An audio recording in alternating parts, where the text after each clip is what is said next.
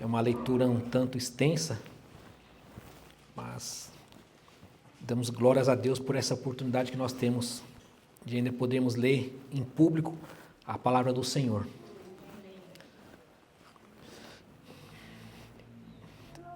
Em nome do Senhor Jesus Cristo, lemos. E quando o Filho do Homem vier em sua glória, e todos os santos anjos com ele, então se assentará no trono da sua glória. E todas as nações serão reunidas diante dele, e apartará um dos outros, como o pastor aparta dos bodes as ovelhas. E porás as ovelhas à sua direita, mas os bodes à esquerda. Então dirá o rei aos que estiverem à sua direita: Vinde, benditos de meu Pai, possuir por herança o reino que vos está preparado desde a fundação do mundo. Porque tive fome e deste-me de comer, tive sede e deste-me de beber, era estrangeiro e hospedaste-me. Estava nu e vestiste-me, adoeci e visitaste-me, estive na prisão e foste-me ver. Então os justos lhe responderão dizendo: Senhor, quando te vimos com fome e te demos de comer, ou com sede e te demos de beber? E quando te vimos estrangeiro e te hospedamos, ou nu e te vestimos? E quando te vimos enfermo ou na prisão e fomos ver-te? E respondendo o rei, lhes dirá: Em verdade eu vos digo que, quando fizestes a um desses meus pequeninos irmãos, a mim o fizestes. E irão estes... irão estes para o tormento eterno, mas os justos para a vida eterna.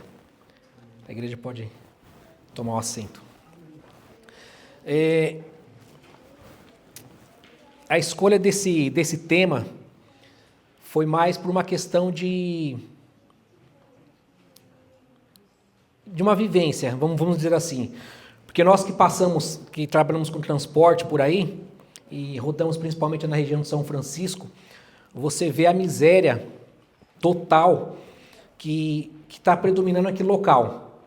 Você vê ali que o império das trevas tem tomado ali muitas vidas, e às vezes nós perguntamos, nós como evangélicos, como igreja, como nós temos encarado esse problema social, que na verdade é um problema social e um problema espiritual. A parte social, o governo, ele pode, se ele quiser, ele pode resolver esse problema das ruas de São Francisco, das ruas de Oakland, dessa região aqui. Mas o problema espiritual, aí cabe à igreja. Cabe à igreja, cabe cada um de nós batalhar, pedir ao Senhor a misericórdia dele para que ele nos encha do Espírito Santo e nós assim podemos sair e fazer essa obra, que é uma obra espinhosa, mas é uma que dá fruto. E às vezes eu passo de carro, vejo aquela situação, aquelas pessoas no chão, naquela mais terrível situação, e eu me pergunto: Senhor, quantos instrumentos em tuas mãos estão jogados aqui, que poderia ser um vaso em tuas mãos, mas o que eu estou fazendo para isso? Se é a barreira da língua, então, pela misericórdia, nos dá o dom, assim como o Senhor deu o dom no dia de Pentecostes, nos dá o dom para poder alcançar essas vidas. Porque senão o tempo vai passar, eu estou aqui, vai fazer 6 anos agora em janeiro. O tempo passa muito rápido. E que fruto que eu tenho apresentado ao Senhor? Que alma que eu tenho trazido aos pés do Senhor? E por quê? Por causa da barreira da língua. Essa é a grande verdade. Eu me lembro que há 20 e tantos anos atrás, Deus falou comigo em uma oração no monte. O Senhor me curou da coluna, tinha um problema de coluna, e assim que aquele pastor revelou aquele problema que eu tinha, me curou na hora. Em seguida, para não restar dúvida que era Deus falando da boca daquele homem, o Senhor falou assim: faz um curso de inglês, que eu tenho uma obra com você lá nos Estados Unidos. E isso foi no ano de 2002 para 2003. E quem disse, irmãos, que eu sequer, né, eu tentei, mas quem disse que eu perseverei? Eu tentei, mas não perseverei em aprender a língua. Hoje, se eu estivesse falando essa língua, o inglês, irmãos, com certeza nós estaremos mais abundantes na obra do Senhor. Então, lendo essa passagem, Jesus Cristo vai nos cobrar naquele grande dia. Por quê? Porque nós vemos muitas vezes o necessitado e nós não fazemos nada para essa vida. O espírita, ele pensa que a salvação dele vai ser através das obras. Então, o espírita é a pessoa que mais faz obra, é o espírita. Se você depender dele, estou precisando disso, daquilo, ele vai te ajudar. Porque ele pensa que ele vai ser salvo pelas obras. Nós sabemos que não, nós somos salvos pela misericórdia e a graça de Jesus Cristo. Mas nós temos também que ter a fé e as obras, porque a nossa fé sem as obras é morta. E se nós não tivermos esses dois andando junto, nós vamos ficar pendendo de um lado. Então nós temos que ter a fé e as obras. E a fé é o que move montanhas. E Jesus Cristo, na sua caminhada aqui na terra, ele atuou nas duas áreas. Ele curou os enfermos espirituais, ele ajudou na parte física e na parte material. Na parte física, cabe para nós. Na parte espiritual, cabe muito para nós. A parte física, às vezes a igreja não tem muito recurso de estar ajudando aquela pessoa, mas o mais importante é se nós nos colocarmos à disposição, em oração, falando, Senhor, eu não tenho condições financeiras, o Senhor sabe a minha situação, mas eu peço, ouça a minha oração e olha por esse país. Porque nós, às vezes não, nós temos que ser recíprocos pelo que nosso Deus nos dá. A irmã falou sobre, muito grata, a irmã André também falou, e já deu para encaixar uma parte do quebra-cabeça. Nós temos que ser recíprocos. Certa vez Jesus curou 10 leprosos, e cadê os 10? Apenas um voltou para agradecer. Então, nossa reciprocidade, uma vez que nós entramos neste país, pela misericórdia do Senhor, no Brasil, às vezes vivia uma vida não tão abastada igual aqui, e chegamos aqui, então, no mínimo que nós devemos fazer é começar a clamar a Deus por essa nação.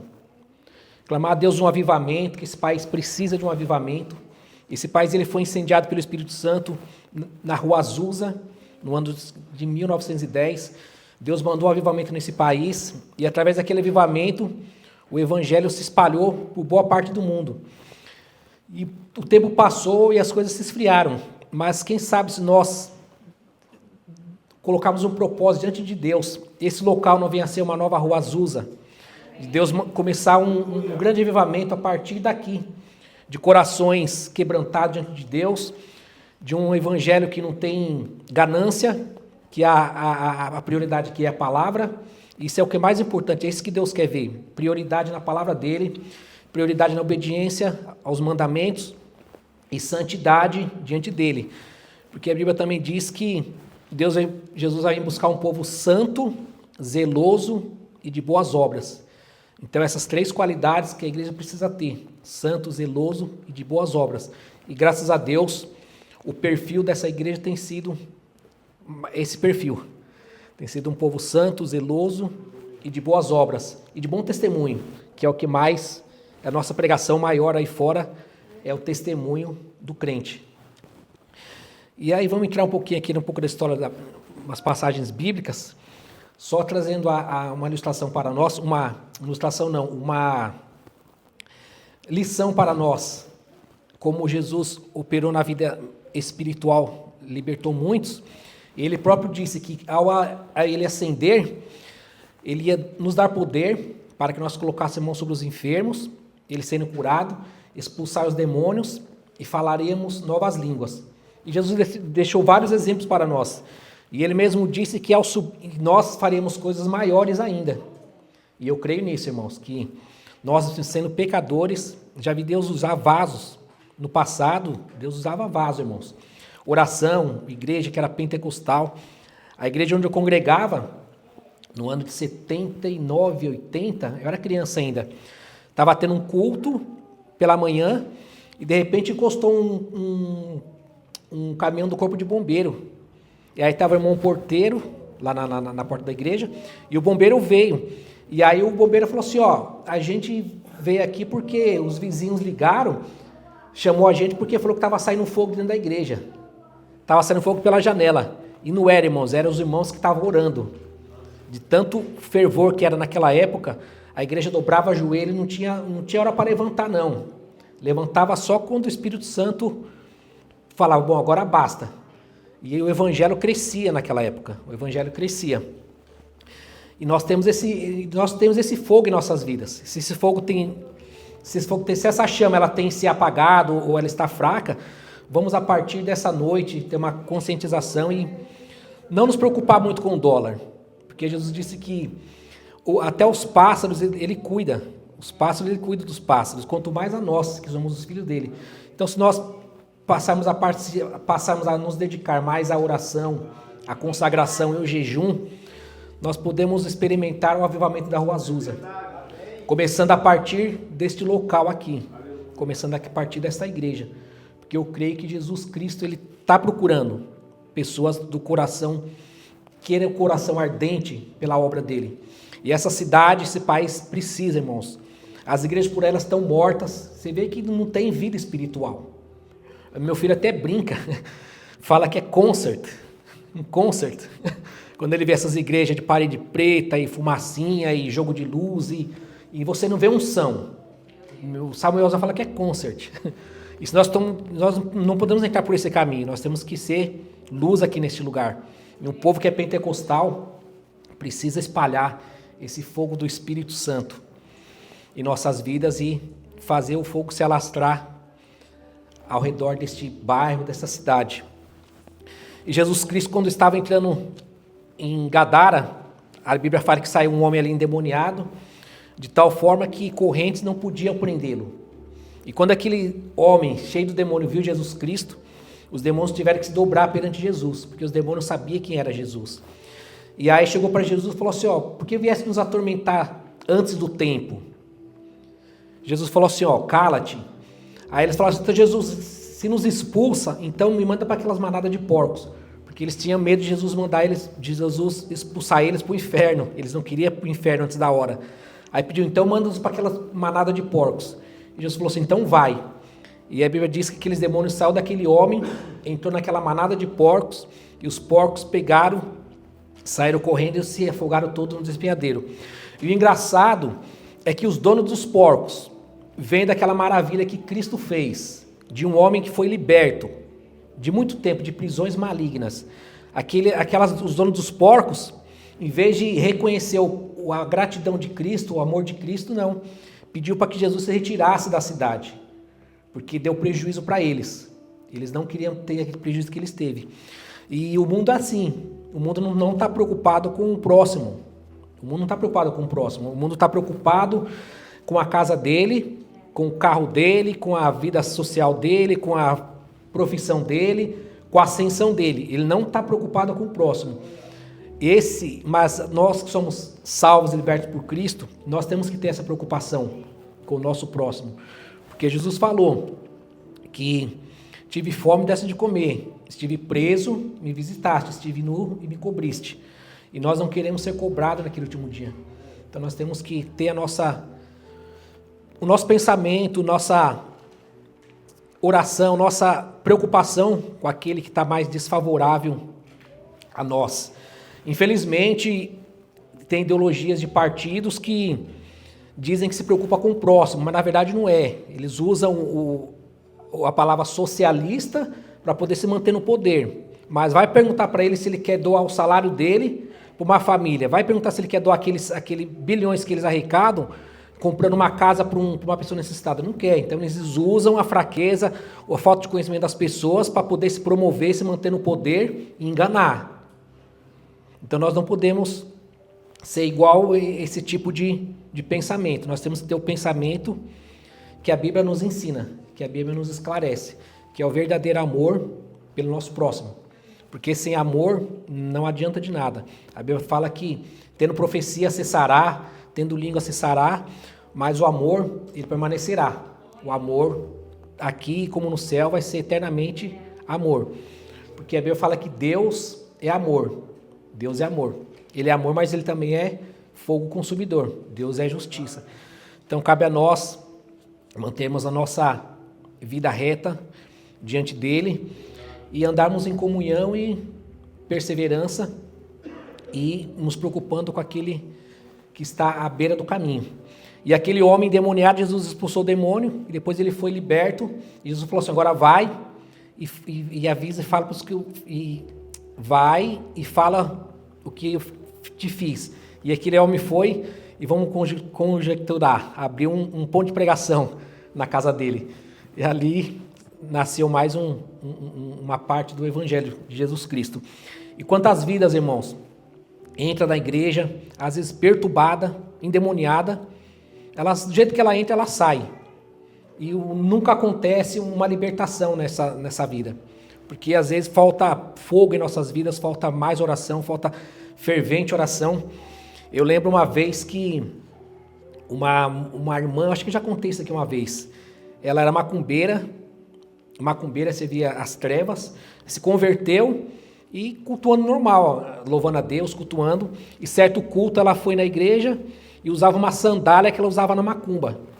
E ela com aquela sandália dentro da igreja, aí a mocidade começou a cantar, e quando a mocidade começou a cantar, aquela sandália ela tinha um saltinho pequeno, ela pegou e sentiu que ela baixou, deu uma baixadinha.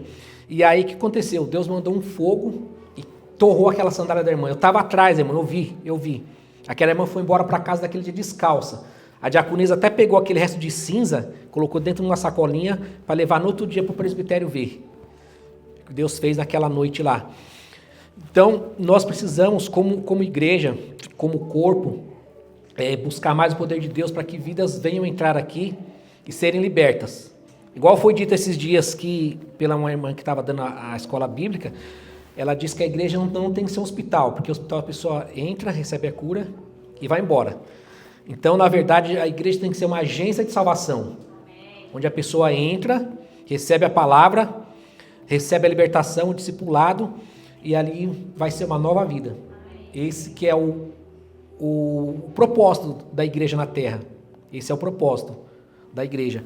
Graças a Deus que nós estamos num ministério que não visa a ganância, porque tem igrejas por aí, irmão, que é só o sangue do cordeiro. Você vai, 20 minutos só pedindo oferta. Faz uma pregação e você pensa que é a pregação que não vai ver é para retirar a oferta. E você não vê obra, você não vê nada, irmãos. Então, dê graças a Deus por você estar no ministério sadio. Ministério sadio. Posso dizer isso? Ministério sadio. Então, temos que imitar Cristo. Igual Paulo falou, sede meus imitadores como eu fui de Cristo. Então vamos imitar Paulo. Paulo imitou Cristo, e se Cristo libertou o homem gadareno, nós também temos essa autoridade para colocar as mãos sobre os enfermos, demoniados, e eles serem curados. A Bíblia também vai nos falar sobre Lázaro. Muitas dessas pessoas elas também vivem em prisão. Além da prisão física, de uma enfermidade, elas vivem numa prisão espiritual.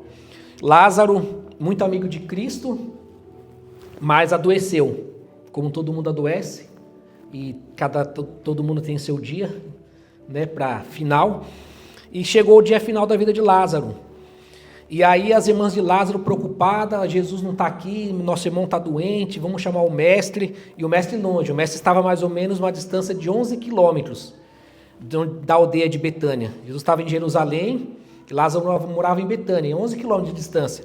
E Lázaro adoecendo, e as irmãs falaram assim, vamos chamar o mestre, só que estava longe. Aí mandaram chamar Jesus, e falaram, o seu amigo Lázaro já morreu, quer que você vai lá. E Jesus pegou e demorou 4 dias para chegar.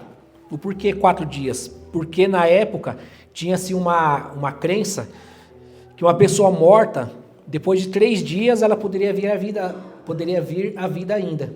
E Jesus falou, bom, então eu vou demorar 4 dias. Para quando eu chegar, não ter o que falar que não foi milagre. E Jesus propositalmente demorou 4 dias, e quando chegou lá na porta da tumba, falaram, onde está Lázaro? Lázaro está ali. Jesus foi lá e falou assim, então remove a pedra. Removeram a pedra. O que é cabível a igreja fazer, a igreja tem que fazer. Agora o que é espiritual, o que é poder do céu é só Deus. Aí removeram a pedra e Jesus falou, Lázaro, vem para fora. E na autoridade da palavra de Cristo, o Espírito retornou a Lázaro e ele saiu todo enfaixado, todo cheio de faixa, como era o costume das múmias, né, na época. E Jesus disse, desatai-o e deixai-o ir. E olha só esse mistério, desatai-o e deixai-o ir. Muitas vezes nós nos convertemos, estamos congregando, mas ainda estamos atados. Nossas pernas estão atadas, nossa mão está atada, a mão não abre de jeito nenhum. O meu irmão atravessa um oceano com um sorrisal, a boca atada, tudo atado. E passamos anos e anos, mas a partir da hora que nós ouvimos a voz de Cristo, como Lázaro ouviu, nós ouvimos a voz do Espírito Santo, espiritualmente, e nossos ouvidos serem abertos, aí essa atadura vai cair. E se também nós vemos que o irmão que está do nosso lado, ele vive atado também, cabe a nós orarmos por esse irmão e ajudarmos também a soltar as ligaduras que o prende, para que ele possa também andar livremente, uma vida sem erro, uma vida sem falha, e caminhar junto até o dia do grande arrebatamento da igreja. Então nós precisamos olhar, ver o irmão atado, ajudar o irmão, desatar o irmão através da oração, através de um jejum, através de uma palavra, para que o irmão venha ter vida assim como Lázaro teve vida após sair daquele túmulo. O tempo já está se esgotando. Nós poderíamos falar também sobre o cego de Jericó, o homem que Jesus curou ali, o cego, uma enfermidade física. Jesus deu vista àquele homem. E muitas vezes a cegueira espiritual nos ataca. Sansão era o homem grandemente usado por Deus. O Espírito Santo, quando tomava, ele fazia grandes estragos diante dos filisteus. Mas por um vacilo, por uma paixão carnal, Sansão ali perdeu a sua comunhão com Deus. Deus falou, você vai manter seu cabelo comprido e não vai comer nada do fruto da vide. Mas aí Sansão começou a ter os olhos carnais, e a Bíblia vai nos falar que ele acabou perdendo realmente o olho físico dele, ficou cego, e por um descuido ele acabou numa miséria total, cego, os olhos furados, e acabou morrendo, teve que se matar, morreu e se matou e matou muita gente com ele. E às vezes também nós estamos nessa caminhada e começamos a olhar para este mundo e vamos perdendo nossa visão. Uma diabetes espiritual vai nos atacando aos pouquinhos e vamos perdendo a visão. Quando percebemos, não tem mais visão nenhuma. E é onde está o perigo. Nós temos a visão espiritual perdida. Muitas vezes você vê um cego de físico mesmo, um crente, e às vezes ele tem mais visão espiritual do que uma pessoa que enxerga. Eu já recebi, no começo da minha caminhada, quando eu me reconciliei e voltei para Cristo, tinha um irmão que ele andava de cadeira de roda, ele era cego, mas era um instrumento da mão de Deus. Ele estava numa situação física terrível, ele não andava e não enxergava, mas Deus usava ele nas mãos dele, era um instrumento. Ele teve um passado ruim, e por consequência do passado, ele recebeu a consequência do passado no corpo dele, mas ele se entregou a Cristo, e ali ele era um instrumento na mão de Deus. Deus fez dele uma nova vida. Então, para ele não importava mais se ele era paralítico ou cego. O que importava era a visão espiritual que ele tinha. Ele orava pelas pessoas e as pessoas recebiam cura, libertação. Então, tudo vai da nossa transformação, do Espírito Santo entrar e queimar todo o nosso ser, tudo aquilo que impede a nossa caminhada, é pedir ao Espírito Santo para ele entrar como um fogo em nosso coração, em nossa mente, queimar tudo aquilo que ainda pertence ao mundo, para que nós venhamos ser um povo santo, zeloso e de boas obras em todo o tempo, até aquele grande dia onde nós iremos ser transformados em um novo corpo. E para concluir aqui, eu já até disse no começo aqui dessa pequena palavra, começando por mim, a Eliane mesmo sabe que muitas das vezes eu queria ir embora. Eu falei, Eliane, eu vou embora desse país, eu não quero mais ficar. Mas uma vez que o país deu a oportunidade, você começa a fazer as coisas tudo direitinho, você começa a guardar o dinheiro, você começa a trabalhar e começa a ver o negócio andando, o porquê então não sermos recíprocos, né? com o benefício que nós estamos tendo. Nós não vamos mudar esse país, mas através da oração, Deus pode movimentar esse país, Deus pode mudar a história desse país.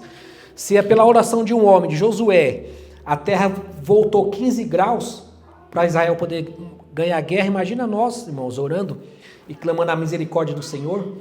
Então que nós possamos, a partir de hoje, pelo menos por mim, começar a clamar a Deus, Senhor, lembra desse país, lembra desse povo, lembra dessa nação que um dia foi uma nação avivada, mas hoje ela está fria, está uma nação congelada. Tem misericórdia desse povo e nós te agradecemos pelos benefícios que esse país está nos dando e em troca vamos agradecer a Deus e pedir a misericórdia e a graça dele por esta nação, por este bairro e por esta igreja e que venha manter sempre a sã doutrina, porque o negócio está feio aí fora. Nós precisamos de um pasto, de verdes, pastos verdejantes, não de grama seca e de feno. Precisamos de grama verde. E graças a Deus, nós temos observado isso. E o Evangelho está caminhando. E que possamos cada vez mais buscarmos a Deus, clamar a sua misericórdia e aguardarmos o dia da sua vinda e não esquecer o que foi dito em Mateus 25, do 31 ao 46, que nós precisamos ter as obras e principalmente a fé, porque a fé sem as obras é morta. Aí eu agradeço a minha oportunidade e se a igreja entendeu, dá um amém. Amém, Jesus. Então deu para transmitir uma pequena porçãozinha simples, mas uma comidinha simples, mas com sabor. Amém. Agradeço a oportunidade em nome de Jesus.